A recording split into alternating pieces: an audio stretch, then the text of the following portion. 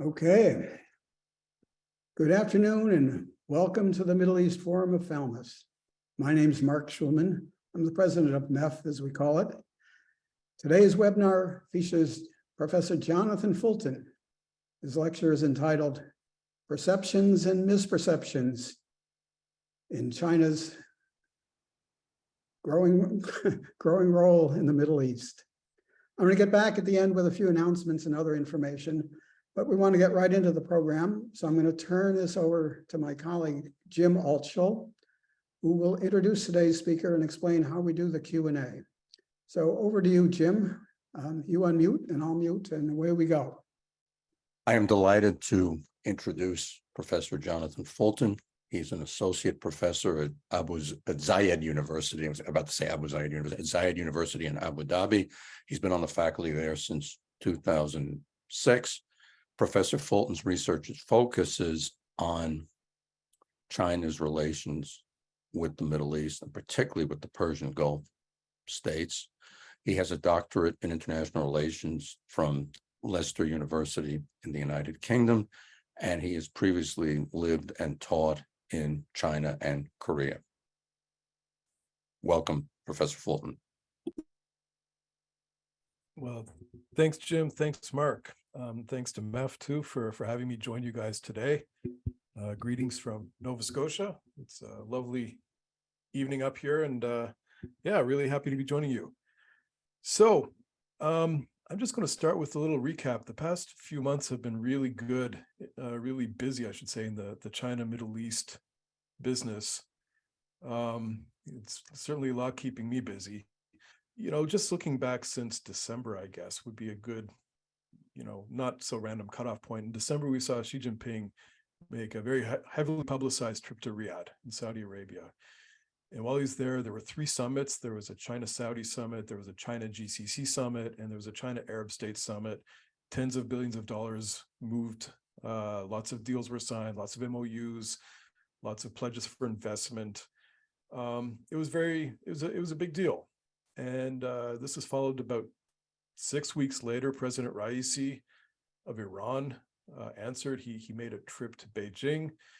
Didn't really seem as consequential when you looked at the outcomes of the trip. It didn't seem like much had been achieved until a few weeks later, in March, when it was a very dramatic announcement that that Iran and Saudi Arabia were going to come back to the table and reestablish diplomatic recognition, and that this was being achieved in China.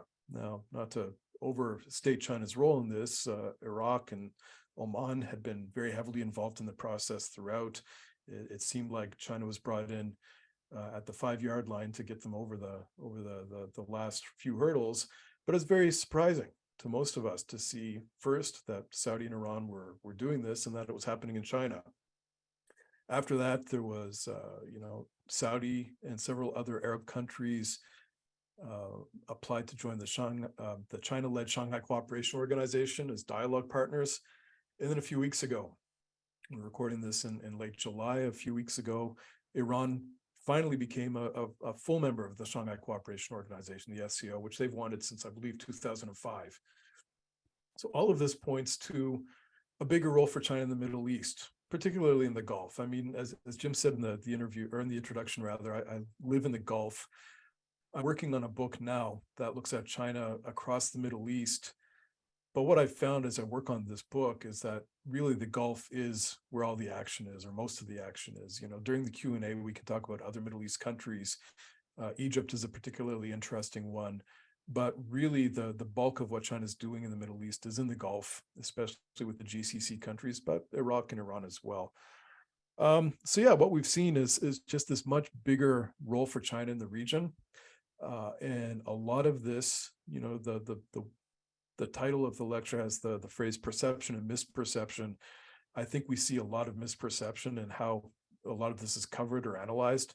A lot of it is quite breathless. You see a lot of headlines that say, as the U.S. pulls out of the Middle East, China fills the vacuum, China replacing the U.S. as the Middle East power, and all of this stuff. And I think that's where the misperception comes into play. I don't think China has any vision of itself replacing the U.S. I don't think anybody in the Middle East sees that either. but we are seeing China taking a different approach to the region. And I think this is related to, the state of its bilateral relationship with the US. I think that since the US has replaced counterterrorism with great power competition or strategic competition as its dominant foreign policy or defense policy agenda, I think the way the US has looked at China has been very different. And I think the way China's looked at the US has been different as well. Now, obviously, for the US, the priority theater is the Indo-Pacific. Everybody in the DoD, State Department, National Security will say that the Indo-Pacific is the priority. And I think this is quite interesting for Beijing. Obviously, they don't like having the US cooperating with all of these Asian powers in what's often seen as a China containment strategy.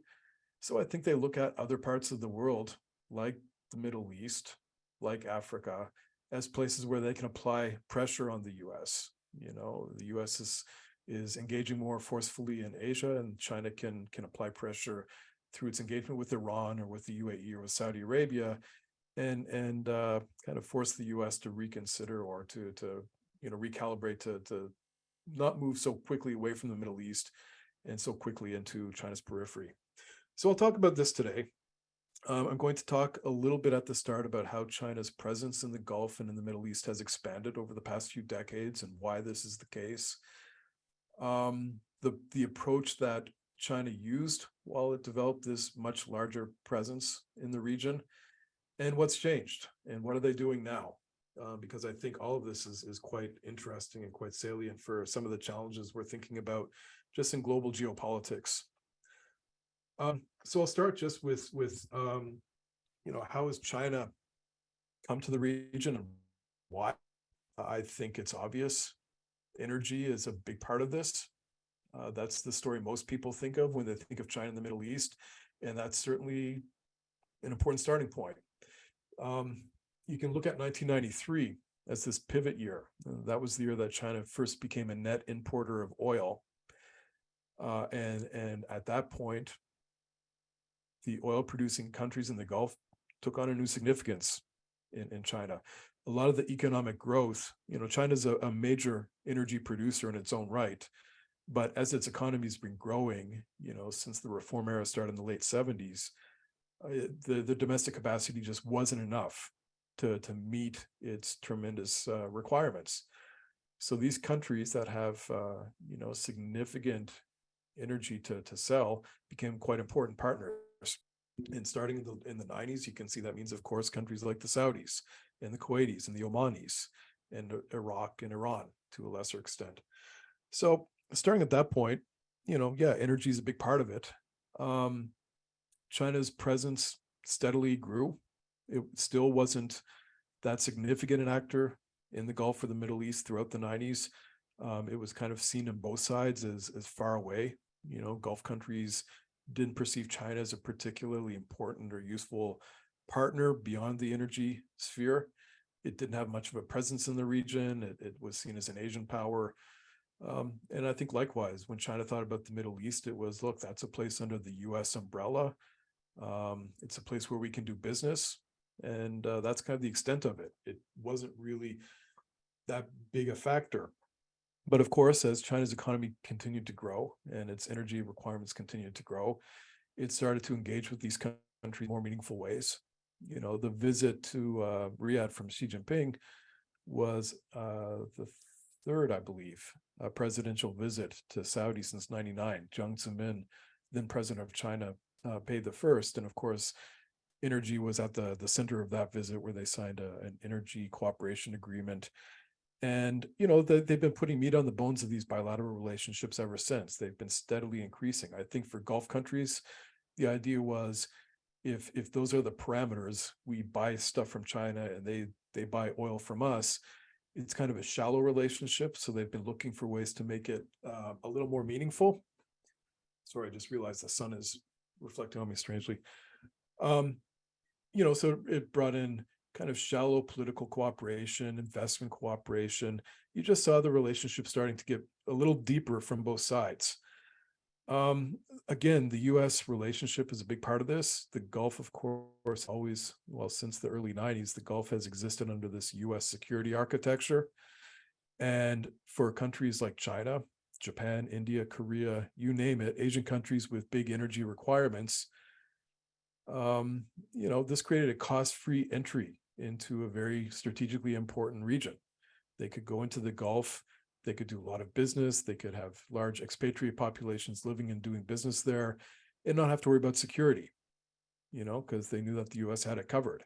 And for countries like Japan and Korea, which are US partners or allies, that's doesn't really cause any problems. For countries like China, it was a little bit of a problem. The US, there's this sense, if China was going to benefit from these US security commitments, they're going to have to start playing, the game in a way that the US would prefer. And you saw this throughout the 2000s, where there's some horse trading on different political issues. There are always calls from US politicians to say, look, we want China to become, a responsible stakeholder in this international order that's facilitated their tremendous growth, this transformation from an underdeveloped country in 1978 to the second biggest economy in the world.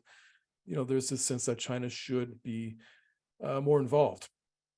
And in the Gulf, didn't really happen. What we saw, was China was continuing to work with everybody, not overtly challenging the US, not challenging US interests, but not really supporting US positions in a way I think Washington would prefer. In political science, we look at the range of options countries have as, you can balance, hard balancing, soft balancing, where you're, choosing sides. You can adopt a neutral position where you basically just, you say, this isn't important enough for me to have a position in any case. Or you can bandwagon, where you support the policy of the dominant power. And, countries like Japan and Korea would bandwagon with the US. They'd say, look, working with the US rather than challenging it, rather than balancing against it, gives us a bigger range of what we need. So why would we work against it? I think that was always the expectation, would be that China would bandwagon with America, but there were too many areas where Beijing, I think, disagreed with American policy. The war in Iraq certainly was one. The US approach to Iran was another. So what you saw from China was they didn't want to balance against the US. They didn't want to bandwagon with it, and they couldn't be neutral because they see themselves as a great power, and neutrality isn't a position for a great power. So what do? The way I've looked at it from an international relations perspective is China pursued a strategic hedging policy. Now, strategic hedging, obviously we all know it is a financial phrase. And I think it's kind of a phrase that's gotten a little soft with misuse, because everybody says strategic hedging to describe not really having a position. But in international relations theory, strategic hedging has actually been kind of, developed as an alternative to balancing, as an alternative to bandwagon, as an alternative to neutrality. Basically, what it means is when a country goes into a competitive region like the Gulf, where you've got these competing regional actors, and you've got a hegemonic power like the US, and you don't want to be neutral and you don't want to balance, how are you going to, support your interests without antagonizing anybody? And that's kind of what the strategic hedging is all about. For a second tier power, you go into this region, you develop relations with every country in the region. You don't antagonize anybody. You don't shortchange anybody. It doesn't mean you're treating everybody equally. Obviously, you have preferences, but you work with the Saudis, and you work with the Emiratis, and you work with the Qataris, and you work with the Iranians. You don't pick sides in these very difficult situations or conflicts. You develop your relationship primarily through something everybody wants, which is usually trade or development facilitation or investment. So economics is usually the easiest way to start this. And you gradually add more and more into the mix, whether it's, political cooperation or security cooperation. All the while, you don't overtly antagonize the strongest power, which in this case was the US. And I think China pursued that very successfully for a very long time. There's always been this belief eventually China will have to pick sides. People keep saying, how long can they sit on the fence? I think China would say, we don't even see the fence. That's your fence. Washington, you guys had all of the hostages taken in Tehran. You guys have this terrible relationship with Iran. We don't.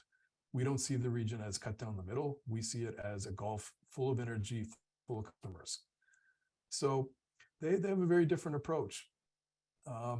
So I think what they had done was they have a very carefully non-aligned policy. One thing China doesn't do is it doesn't do alliances. It's got a strict non-alliance policy that's been in place since 1982. They're just not going to be an ally. They're worried about the fear of entrapment, another political science phrase. The larger power has to be worried about this fear of entrapment, that this weaker country is going to drag you into their squabbles or their conflicts. And for China, there's just no benefit to that. They don't see the Gulf as, in its top tier of foreign policy concerns. It's not important enough to be into that kind of thing. Obviously, East Asia is important enough, but the Gulf is far away. It's an economic opportunity. So they're not going to make alliances with anybody. They do these the strategic partnership agreements. It's a hierarchical set of partnerships. At the top is a comprehensive strategic partner. Then you have strategic, and you go all the way down to friendly cooperative partner.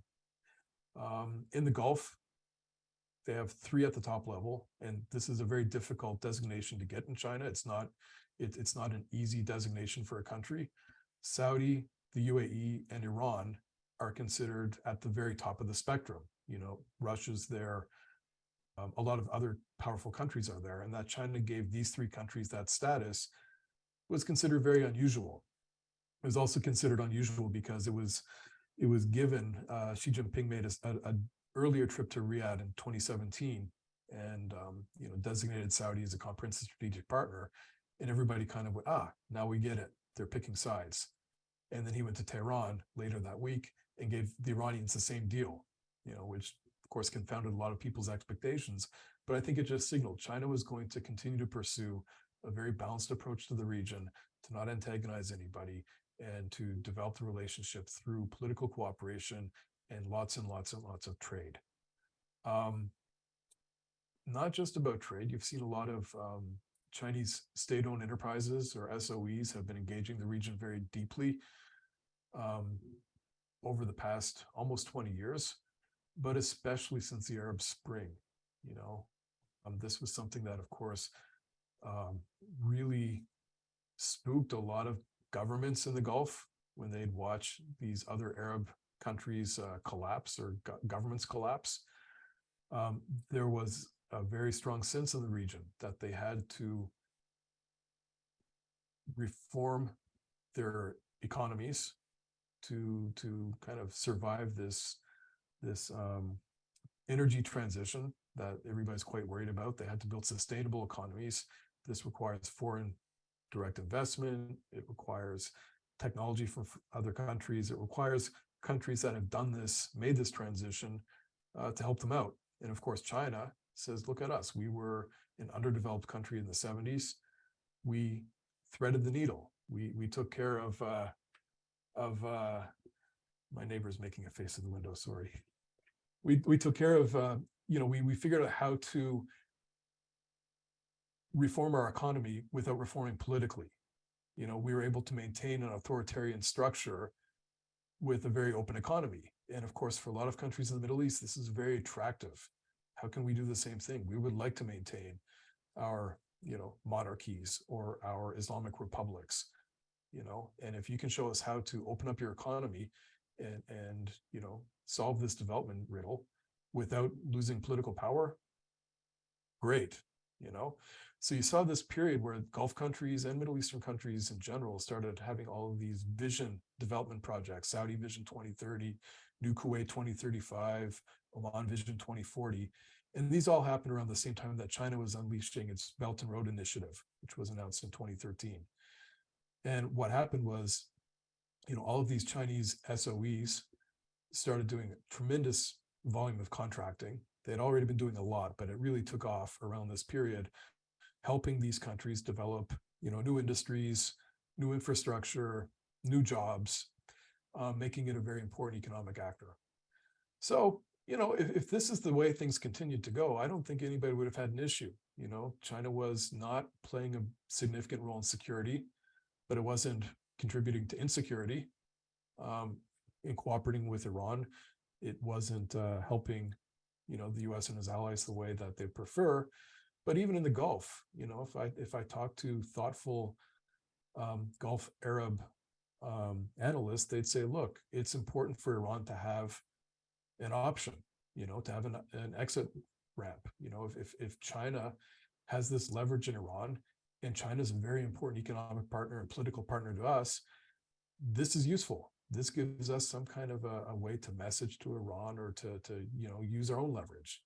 So I think it was seen generally in pretty positive terms. Now, there have been obviously underlying tensions. I don't think any side is particularly blameless here. Xi Jinping has taken China down a very aggressive and I think risky road. I'd say a dangerous road. His approach, his primary concern, of course, is the party, the Communist Party. How can we stay in power as long as possible? You could see before he took power, corruption was rampant in China. There were what China calls mass incidences, which are protests happening by the dozens every day across the country. People were sick of the party. And when he took over, it looked like the party might have some serious problems. And he has really tightened the grip. Things like, what's happened in Xinjiang, in Tibet, and Hong Kong are the obvious signs of this to us. But, just in general, things like their internet companies are being shut down. There's a lot less freedom. A lot of things on the internet just you don't have access to anymore.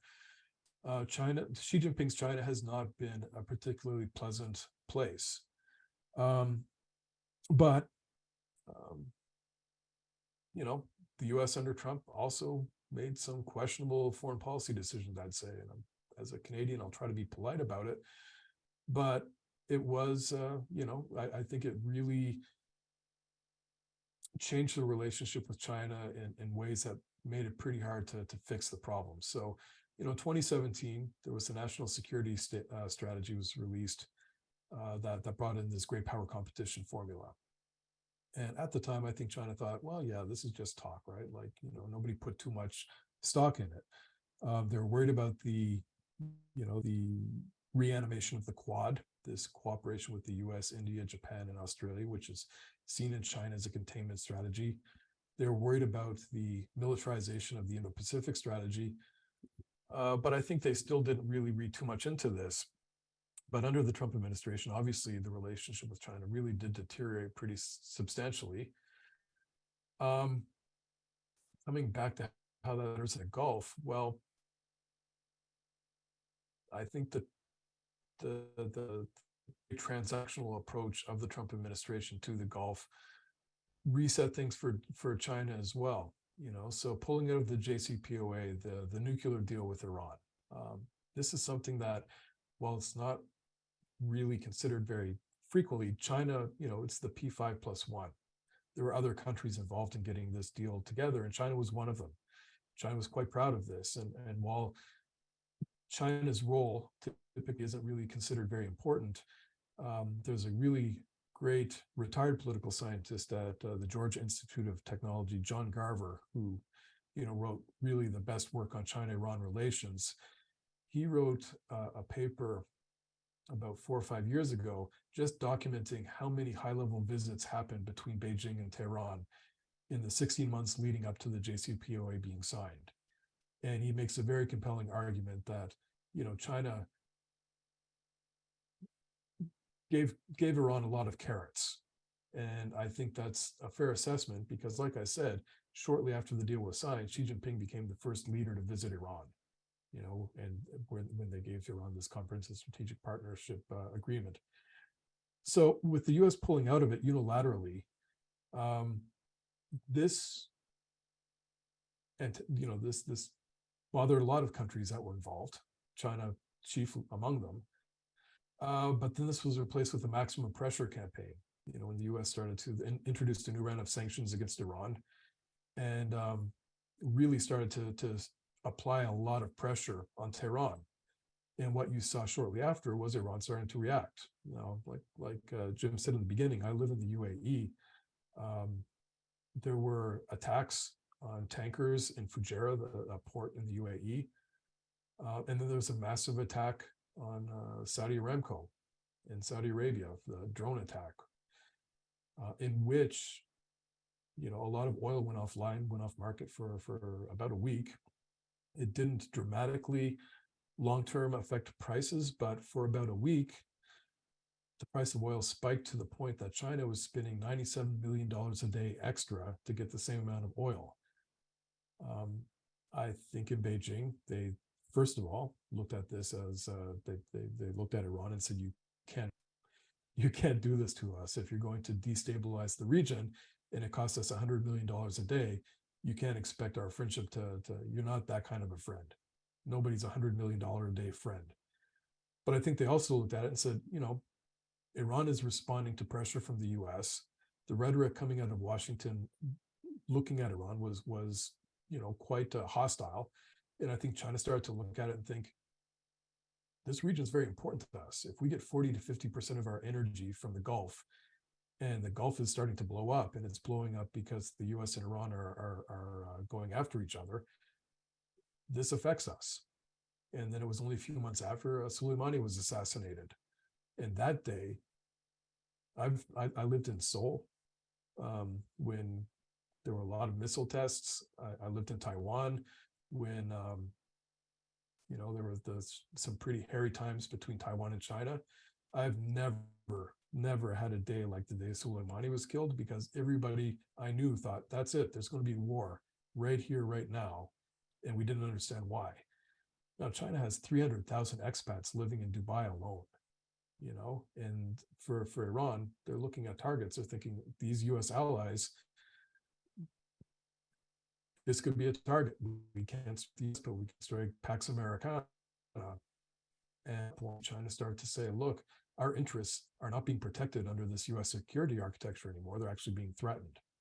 Now, whether that's a correct or incorrect assessment, I don't think it's a coincidence that about this time, China's strategy stopped being strategic hedging and started becoming what I refer to as strategic wedging. China's leaders started to much more forcefully articulate a view of how they thought the Middle East should work, how the Gulf should work, and it diverged from that of the US. You would see when in January 22, 6 Middle East foreign ministers visited China, and the Chinese foreign minister, Wang Yi, gave a statement which was very unusually blunt, saying the Middle East is for the people of the Middle East. You don't need foreign patriarchs trying to run the region. The region has been destabilized by actors from the outside. Now, this could be performance for his guests. Obviously, Middle Eastern leaders would like to hear this message that the Middle East is for the people of the Middle East. But he was basically sending a shot across about the US, saying, look, you're the reason things aren't working right now. And in blaming the US or targeting the US like this, they were just making it very clear. They were saying to local actors, we have a different view for the region. And if you start working with us, we're more than happy to work with you on it. You saw things like, there was a CNN report around the same time that China's helping the Saudis develop their indigenous ballistic missile program. For the Saudis, this is something that they consider very important. They can't get it from the US, and China's saying, well, you can get it from us. China opened a UAV factory in Saudi, where they're making drones in Saudi Arabia, selling them to the Saudis, but also selling them to other Middle Eastern actors. I think Egypt, the UAE, and Iraq all buy from this factory. There was talk of a Chinese military installation in the UAE around the same time. It's just been a lot of movement where the Chinese are not just, it's not just rhetoric anymore. They're actually engaging in the region in a way that creates an alternative to US leadership. And normally you would say, well, the US is the by far strongest actor, by far the most consequential actor. But I think people in the region, there's this perception that just can't be shaken, that the US wants to leave. You look at troop numbers, you look at weapon sales, you look at US investment into the region, you look at education programs, you look at US aid, and it's not decreasing. But people in the region are convinced that the US wants to leave. And you see, when President Biden campaigned and made democracy and liberal values a key part of his foreign policy at the beginning of his administration, this was taken as a shot in a lot of the Arab world. When he promised to make Mohammed bin Salman, the Crown Prince of Saudi, a pariah, this didn't really make folks in the Gulf think that the U.S. had a positive approach to the Gulf. So, China hasn't really had to do a whole lot to present itself as an alternative, but there's quite a receptive audience when they do. And I think, I think the U.S. has the tools to counter this very effectively. It's just we're not seeing a lot of it right now, and I suspect that this is probably a result of domestic politics in the U.S. Obviously, things are quite fragmented across on both sides of the aisle, and I think with a general election coming up, the Middle East isn't going to win anybody any votes. So there's probably a reluctance to engage too deeply into the region. So China's maybe getting some free points right now. But what I really hope to see is that the U.S. finds a way to recommit to the region in a way that supports not just U.S. interests, but also the interests of your partners and allies in the Middle East, in the Gulf. I'll just wrap up here. I was doing a pretty fun project this past academic year where I was traveling around to different Middle Eastern countries, talking to local people about their perception of China and how they see China helping or hurting their country's interests, their economy, their political situation, and how this stacks up against their perceptions of the US. And one of the messages that I kept hearing was, with the US these days, it's all about competition with China. It's all about geopolitics. It's all about military stuff. We don't care about that. Look at the Saudi-Iran détente. Look at Bashar al-Assad being brought in from the cold. Look at how they're trying to, ease temperatures with the Houthis. What you see in the region is everybody realizes that this hasn't worked. There's this idea like if these visions, the Saudi Vision 2030, the Egypt vision, the Oman vision, if these visions are going to move beyond a vision and actually become reality, they need a region that countries and companies want to invest in, which means they need stability. And they keep saying, when we would talk in these forums, they'd say, we need the US to look at us as a place to invest, as a place to do business, not a place to compete with China. And, we'd point out the stats to say, look, the US has invested more into the Middle East over the past 10 years than China ever has, 3 times more. It doesn't really resonate because when people hear the message, it kind of seems to diverge from what they're seeing on TV, or where politicians are talking about the Middle East in pretty negative terms. So I do think that it's not hopeless. I think there's a lot of opportunity for the US to turn things around. I think one advantage is that, the US has a tremendous and very, very deep pool of expertise and knowledge and relationships across every level in the Middle East, whether it's in the elites, whether it's in government, whether it's academics, whether it's civil society, whether it's, you name it. China doesn't have anything like that yet. China's still the new kid on the block. I have no doubt they'll develop it, but it's going to take time. They don't have the area studies programs that the US has in its universities. They don't have the think tanks. Their diplomats don't have the same level of regional experience or connections. So all this stuff matters. So it's not a matter of, China's going to just march in and take over. It's going to be a lot more complicated than that. And it's not a matter of the US, fumbling and China winning. It's not that either. It's just what it is. It's a very interesting time. It's a very fluid time, and you can see a lot of moving parts. So I think I'll stop there. I'd really look forward to the questions that everybody might have. And, again, thanks for the opportunity to give this talk. Professor Fulton, thank you very much. We've already got 3 questions, but we welcome more. If you have a question, please click on the Q&A logo, not the chat box, and I will relay them to Professor Fulton. And the first question one of the questions that's already come in is, can you talk about what China is doing in the countries like Egypt that are not major oil producers? You alluded in your opening remarks that there's some interesting things to say about China and Egypt. So. Yeah, so Egypt is a very interesting case because, I said that in the Gulf, there's these 3 countries at the comprehensive strategic partnership level. In the broader Middle East, there's 2 more, Egypt and Algeria. Excuse me. And Egypt, I should just backtrack a little bit. To be considered at this level by China, you have to be more than just a country that you do a lot of business with. You have to be seen as a major power in an important region. You have to be seen as an important country internationally, politically and economically. And you have to have some kind of extra added bonus. For Saudi, it's position in global Islam. It's its status as the global swing supplier in energy markets. For the UAE, it's its logistics. For Iran, it's America.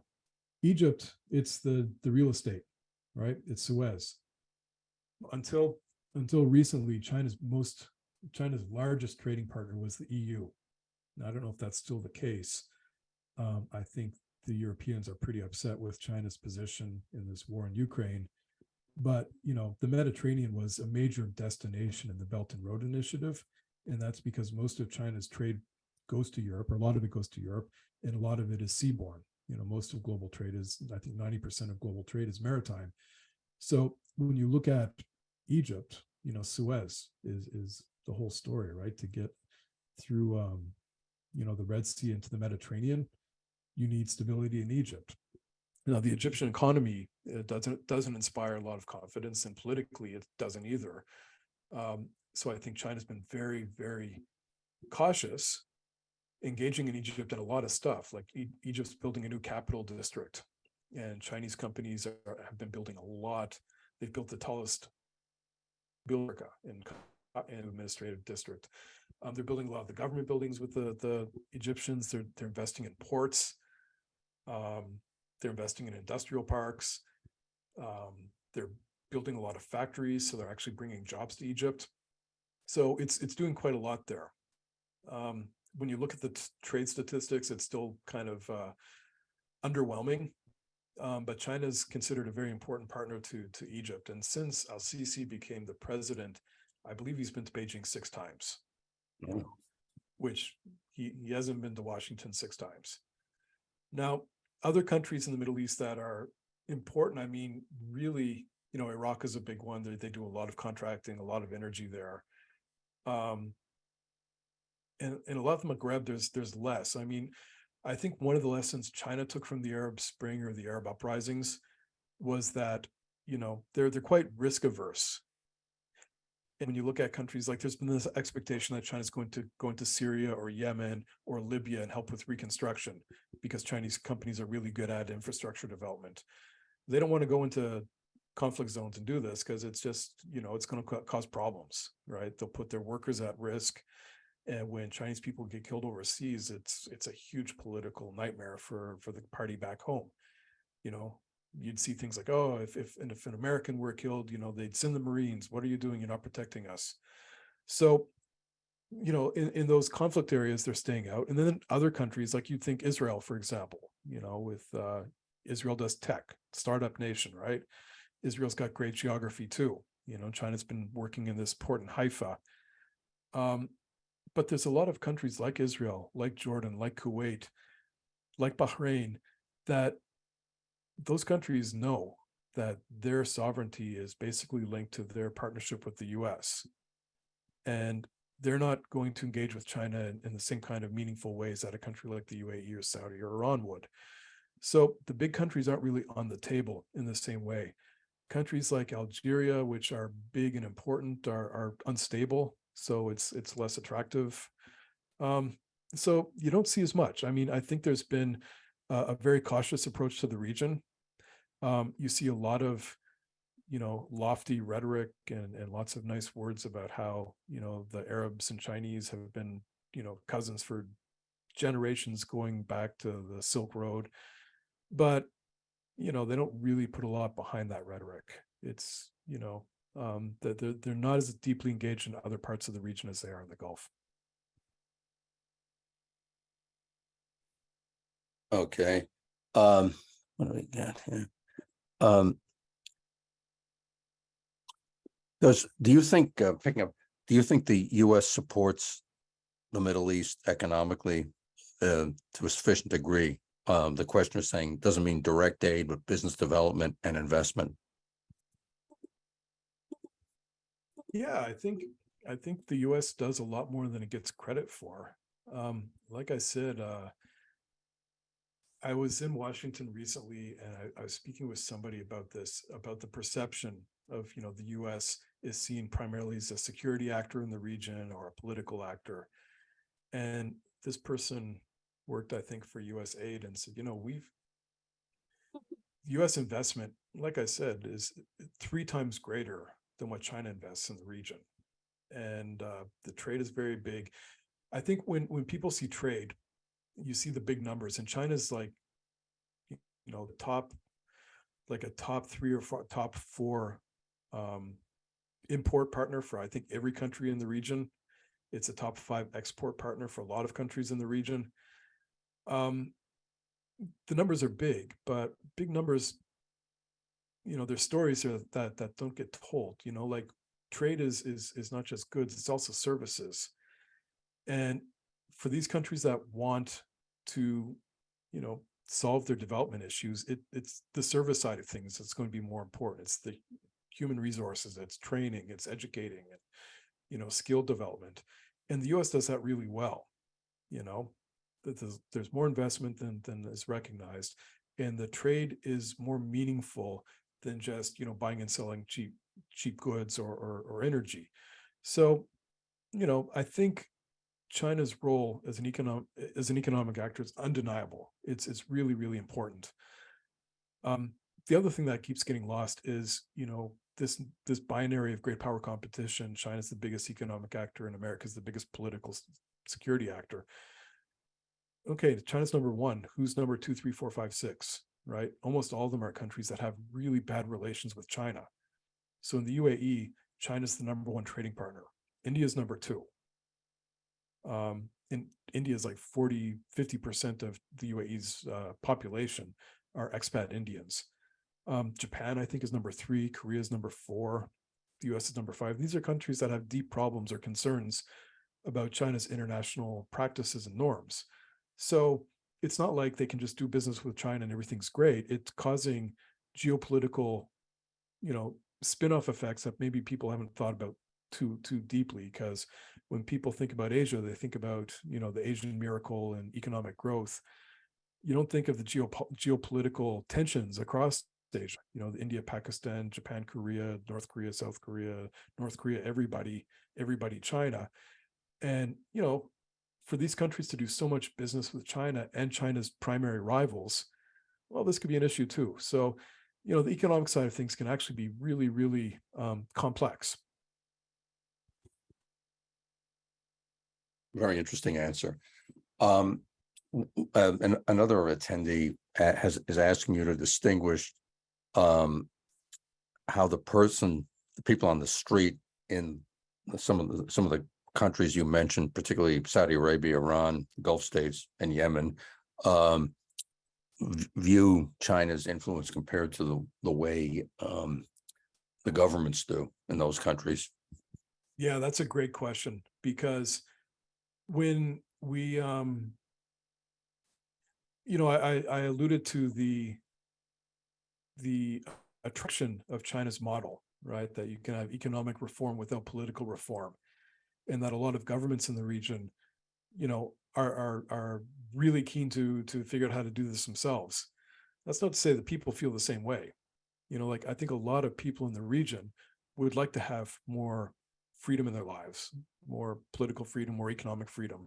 Just look at what's been happening in Iran, since last fall.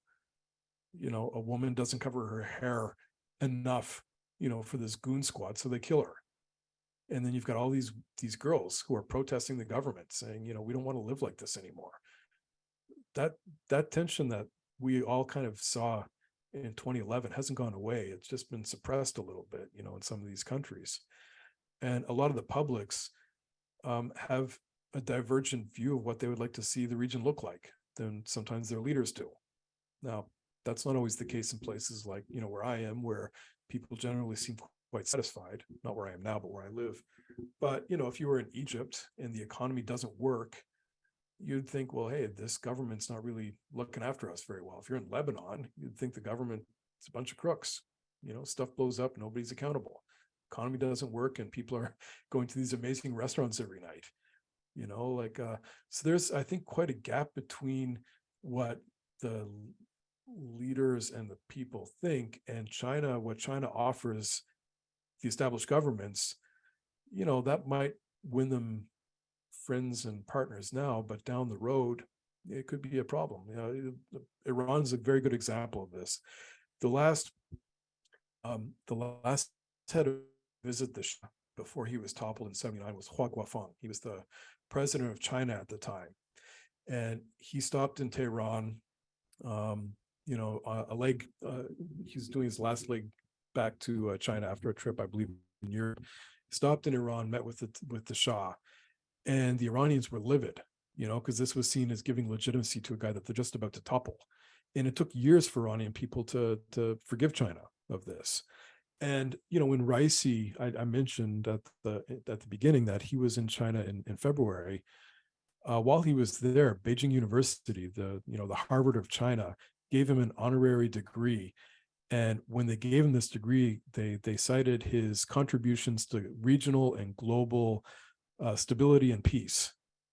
This is in February when they're killing women and teenagers who are protesting. Obviously the people in Iran are looking at this and they're thinking, this government is supporting the people who are killing our daughters, our sons. So there's got to be some blowback, you would think. So I think there is quite a difference between how the people on the street see it versus how the people in the leadership position sees it. Very interesting. Does China have a scientific cooperation relationship with Israel? Yeah, so they don't have, I was going through the spectrum of these partnership agreements. Israel has a standalone one. Israel's the only country that has, what is it called? A cooperative technology partnership, I think. So this was rolled out in 2017, where China was saying that, and Israel were saying that they're going to increase cooperation in tech, in AI, and all this stuff. But I believe that was also the high watermark, because about that point, 2017 also is when I said earlier, this national security strategy was unveiled that targeted China as a strategic competitor of the US. And for Israel, I think they tried to balance it as well as they could for as long as they could, but there's just no way that they can do that, right? So I was in Israel twice last fall, and the message I kept hearing was, we're doing less and less with China every day, because if you are a private Israeli company with a lot of Chinese investment on your books and you try to get a contract in Europe or in the US, you're going to have trouble. So a lot of companies have just said it's not worth it anymore. And the government certainly has been trying to had been trying to minimize what it's doing with China. I think Netanyahu has his own unusual pressures that he's kind of made for himself recently. One thing I didn't mention was Mahmoud Abbas was in Beijing recently, and China offered to mediate between Israel and Palestine, and Netanyahu said he would visit, I believe, in October. So he might try to use China, as leverage, maybe with the US. But yeah, the relationship has been, mostly hype, I'd say, for the past few years. There hasn't been as much meat on the bones there. Okay. One of the other questions was about Netanyahu's pending or proposed visit. Did he initiate the request, or did China invite him? I'm not sure, actually. That's a good question. I think when Abbas was in town, China talked, they made this offer to mediate. This is something China's been doing more and more of. They released a 9-point plan for peace in Ukraine earlier this year, the Saudi-Iran thing. They're trying to style themselves as a global mediator in conflict areas where, especially where the US hasn't been able to fix it. So I would have to check, but I think at the time of Abbas's visit and China making this offer, they probably, sent out the message that they'd like to do something with Israel as well. And part of this question from the listener was, what kind of relationship do they have with the Palestinian leadership? Pretty transactional. I think they say a lot of nice things about supporting the Palestinians. They don't actually do anything. Part of the logic, I think, China has always styled itself as the world's biggest developing country.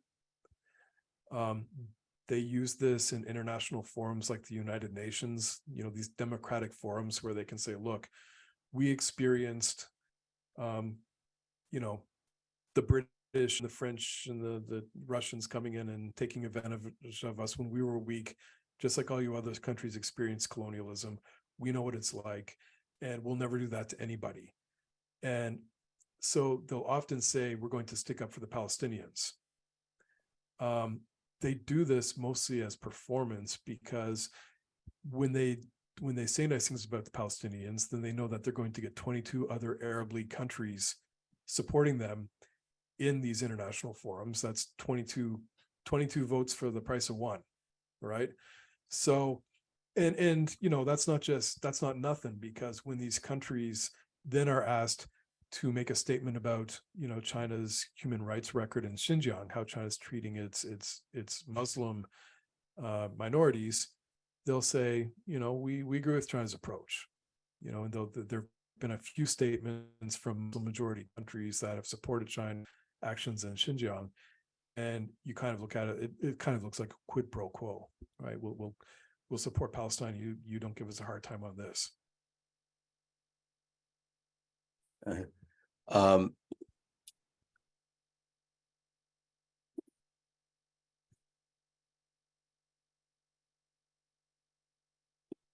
think we got time for one more question, which I'm going to ask. Can you elaborate a little on what China did to bring about or facilitate the reconciliation between Saudi Arabia and Iran? That's a good one to end on, the big one. So like I said, this is something that they've been doing for a while, right? The Omanis and the Iraqis have been, acting as back channels for the Iranians and the Saudis. And, someday that story is going to get written, and I can't wait to read it. But at this point, all we can kind of do is read the tea leaves. Like I said, the Saudis, if you ask every conversation about politics, geopolitics, anything in Saudi, the answer always starts with Saudi Vision 2030. Everything is Saudi Vision 2030. The Crown Prince has staked his entire legitimacy on this to say, look, our economy has been oil and Islam for generations, to do something else. He's rolled out this plan. He's of other things that some good, some questionable, but his entire legitimacy is based on making this thing happen. And it's kind of hard, like I said, to get countries or companies to invest or to send their tech support or to send their best engineers or their best financial wizards to go live someplace when the Houthis are dropping missiles there all the time, you know. So what Saudi needed was they needed to solve a lot of these tensions at the regional level with Yemen, with Hezbollah, with Hamas, with Iran. You know, I think it was interesting that the very week this was announced, there was a big story, I believe in the New York Times, saying, you know, the Saudis are willing to talk to the US about joining the Abraham Accords, but here's our wish list. And part of it is you're going to help us set up a domestic nuclear energy program, you know, which the US has resisted. I think if Saudi had gone down that route and said, we're going to normalize relations with Israel, then this would have just hardened this security dilemma that exists in the Middle East already. You know, it would have created yet another big country balancing against Iran, which would have painted Iran further into a corner and probably resulted in a lot more aggression and hostility from Iran. So by reaching out to Tehran instead, I think Saudi probably said, look, this rival we have is the key to the Houthis, the key to Hamas, and key to Hezbollah. If we can ease the temperature with them, we can solve a lot of the problems that are really frustrating us and preventing us from achieving our domestic development agenda. Now, from the Iranian side, I think they looked at the same logic, right? Like protests, never-ending protests, an economy that doesn't work. People are furious with the government. And Saudi supporting this Iran international media outlet that's always, you know, talking smack about Iran and everybody's reading it all the time. If they can get that to go offline or to stop being so obviously hostile to Iran, then it'll solve some of their problems too. And I think China is the weird X factor in all of this, because again, what China wants in the Gulf is, you know, they want it to not blow up. They want energy and they want markets. And when there's tension, that threatens their primarily economic interests. If they can get Iran and Saudi to stop threatening to attack each other all the time or to go through proxies, then they're not going to have to worry about their citizens and their assets and their investments being threatened by regional instability. So I think for China, it made sense for them to do this. There's another thing which I haven't brought up, but it's something that really only China watchers have paid much attention to yet.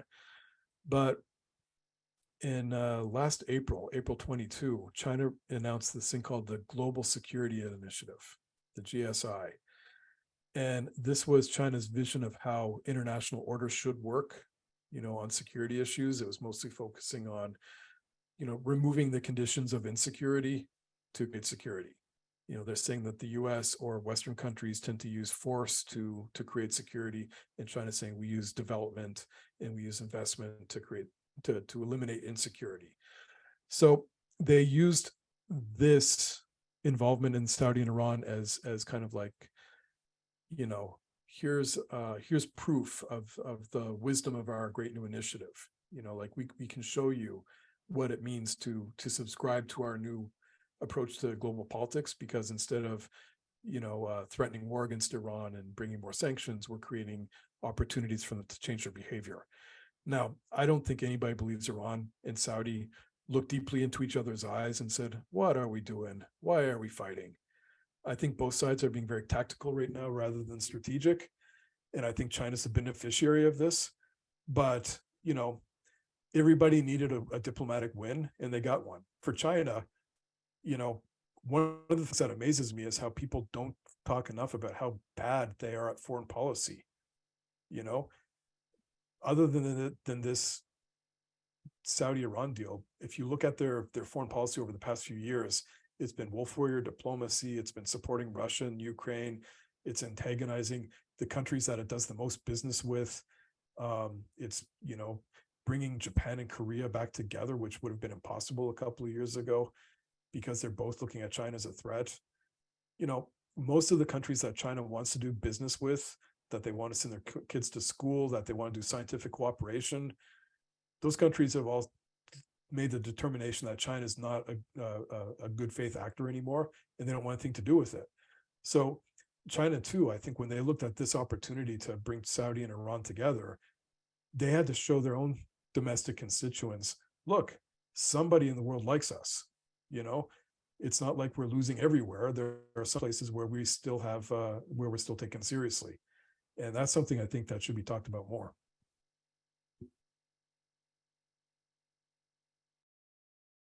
I'm sorry. This has been terrific. Really appreciate you taking the time on a Sunday afternoon to share your insights, your wisdom with us, and hope you enjoy the rest of your stay in Canada. Thanks for the opportunity. Sorry, I'm getting this weird light coming in, but technical difficulties. But again, thanks. I really enjoyed this. Okay, and I'm going to jump in here too, and thank you very much for this talk. It was a really excellent balance between showing us the big picture and close descriptions, contrast with the US approach. It's really good. Oh, thanks. I have a couple of announcements to go through. First, one thing I like to emphasize each time is that this lecture series is a collaborative undertaking, and I've got 8 colleagues on the committee. On our website, www.mef.world, we've got a page which describes the committee. I hope you'll have a look at it. Of course, other pages are also of interest, shows the upcoming lectures. And I like to remind you that there's also a donation page. We're very proud of the fact that this lecture series is totally supported by donations from the viewers, and I should add the committee members. So have a look at the donation page. Now, next lecture is Ambassador Chaz Freeman, and his talk is going to be the Middle East is once again West Asia. And of course, this is going to be politics and economics. It's not plate tectonics. Okay. And with that, I want to thank us all again. Thank our speaker, Professor Fulton, for a great lecture. Jim Altschul for handling the questions. I also want to thank all of the viewers who joined us. Again, I like to say we on the committee get a lot of satisfaction out of putting this program together, but the value is that the viewers, the value is in the viewers. So thank you very much for joining us. I hope you'll join us again next week. And with that, let's all have a great evening.